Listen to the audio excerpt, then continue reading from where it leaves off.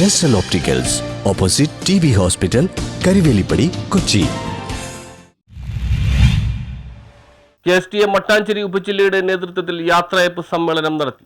KSTM Mattancherry ഉപജില്ലാ കമ്മിറ്റിയുടെ നേതൃത്വത്തിൽ വിരമിക്കുന്ന അധ്യാപകർക്ക് യാത്രയയപ്പ് സമ്മേളനം നടന്നു. സമ്മേളനം KSTM സംസ്ഥാന കമ്മിറ്റി അംഗം KJ ഷെയ്ൻ ഉദ്ഘാടനം ചെയ്തു. ധാരാളം നിർവചനമുണ്ട്. നമുക്കറിയാം, നമ്മുടെ ഡോക്ടർ S രാധാകൃഷ്ണൻ തന്നെ അധ്യാപകർക്ക് വളരെയധികം നിർവചനങ്ങൾ കൊടുത്തിട്ടുണ്ട്.